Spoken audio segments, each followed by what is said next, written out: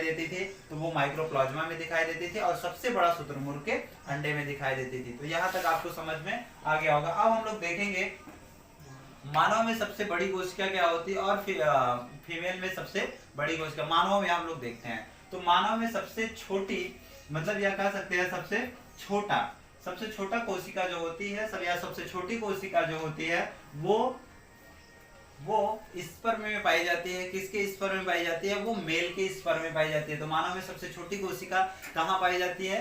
तो हम लोग कहेंगे मेल के स्पर्म में पाई जाती है। फिर उसके बाद मानव में सबसे बड़ा कोशिका कहाँ पाया जाता है? तो फीमेल में पाया जाता है, वो भी अंडाणुओं में। फीमेल के अंडाणुओं में सबसे बड़ी कोशिका पाई जाती है। ठीक है, फिर हम लोग इसमें देखें कि मानव में सबसे लंबी कोशिका क्या, सबसे लंबी चीज क्या होती है? तो मानव में सबसे लंबी चीज होती है न्यूरॉन्स। क्या होते हैं? न्यूरॉन्स, जो हमारे ब्रेन में होता है।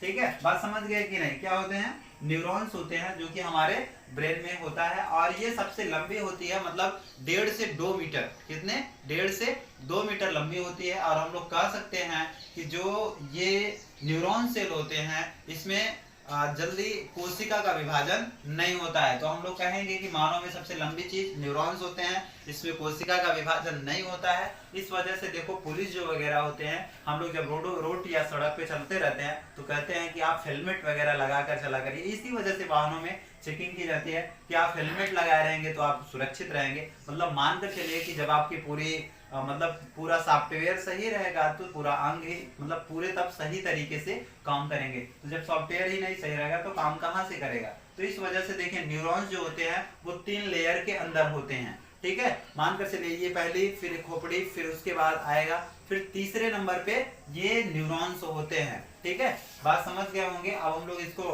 ब्रेन को किसी अलग डाटा में पढ़ लेंगे। ठीक, फिर उसके बाद हम लोग विभाजन रहित देखें तो हम लोग कह सकते हैं कि किसमें विभाजन का कार्य नहीं होता है, मतलब कुछ में विभाजन का कार्य नहीं होता, तो न्यूरॉन्स में नहीं होता। तो इसी वजह से देखो हमारे मस्तिष्क में कभी लग जाता है तो लगने के बाद उसमें विभाजन नहीं होता है, मतलब लगने के बाद वहां पर कोशिका का विभाजन नहीं होता है। बात समझ गए कि नहीं? फिर हम लोग यहाँ पर देखें कि यहाँ तेज विभाजन, सबसे ज्यादा विभाजन कहाँ हो जाता है? तो देखो लीवर में सबसे ज्यादा विभाजन होता है, मतलब कोशिका का विभाजन होता है। जैसे मानकर चलिए कि यहाँ की कोशिका ऐसे है, अब यहाँ से कोशिका काट के निकाल दिए, मानकर चलिए ये है पेट, इसको यहाँ से फाड़ दिए, और फाड़ने के बाद देखिए क्या होता है कि जो कोई ऑपरेशन करवाता है पेट वगैरह में, तो देखो बाद में लगभग 2 से 3 दिन में वो चलने लगता है। ऐसा क्यों होता है? क्योंकि लीवर में जो होता है, मतलब पेट में, इसके इधर कोशिका का विभाजन बहुत तेज होता है, और सबसे ज्यादा तेज लीवर में होता है। मानकर चलिए आपकी लीवर में इन्फेक्शन है या तो लीवर में कट पीट गया है, तो देखो बिन दवा को भी आपकी लीवर क्या हो जाता है? ठीक हो जाता है। तो इस वजह से लीवर में हम लोग कह सकते हैं कि कोशिका का विभाजन बहुत ज्यादा होता है। अब हम लोग देखते हैं कोशिका कैसे होती है, कोशिका का निर्माण कैसे होता है। तो यहाँ पर हम लोग देखें कि सबसे पहले मान के चलिए एग्जाम्पल के अकॉर्डिंग से, सबसे पहले हम लोग किसी चीज का निर्माण करते हैं तो वो ईंट होता है। जो ईंट होता है, ईंट का हम लोग छोटे छोटे कणों का निर्माण करते हैं। सबसे पहले छोटे छोटे कण लेंगे और उसमें वाटर मिलाएंगे, तो सानेंगे, मतलब मिक्सचर करेंगे। मिक्सचर करने के बाद मैंने एक निर्देश दूंगा, मतलब एक सांचा सिद्धांत बनाऊंगा, और सिद्धांत बनाने के बाद उसमें उसको ढालूंगा तो क्या बन जाएगा? ईंट बन जाएगा। तो हम कह सकते हैं कि जो कोशिका होती है वो भी एक छोटी छोटी इकाई से बनी होगी।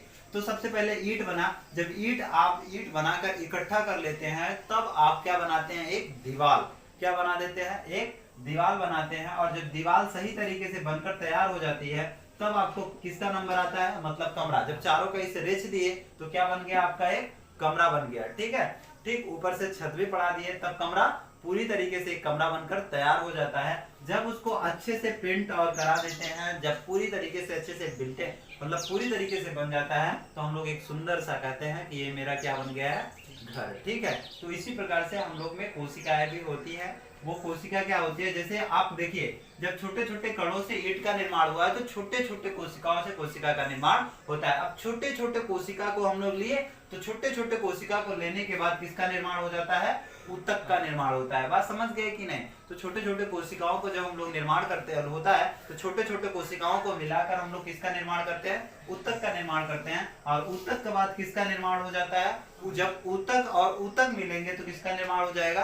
अंग का निर्माण होता है। और जब अंग पूरी तरीके से बनकर तैयार हो जाएगा, हड्डी पसली लेकर, जब उसमें मांस भर जाएंगे, एकदम पूरी तरीके से बॉडी बनकर तैयार हो जाएगी, एकदम सुंदरता आ जाएगी, मांस आ जाएगी, एकदम लेविलेशन चढ़ जाएगा, तो उसी में हम लोग क्या कह देते हैं कि शरीर बनकर हम लोग की क्या हो गई है, तैयार हो गई है। तो यहाँ तक अब देखिए कोशिका को हम लोग अच्छे से पढ़े, समझ भी गए। अब क्वेश्चंस भी इसमें से हमको आसानी से कर सकता है, आप बता भी सकते हैं। जैसे पहला इसमें क्वेश्चन कुछ भी कर दे एग्जाम में यूपी बोर्ड में कि कह दे कि बताइए विभाजन रहित कोशिका, विभाजन रहित कौन होता है, तो आप कह सकते हैं न्यूरॉन्स होते हैं। बात समझ गए।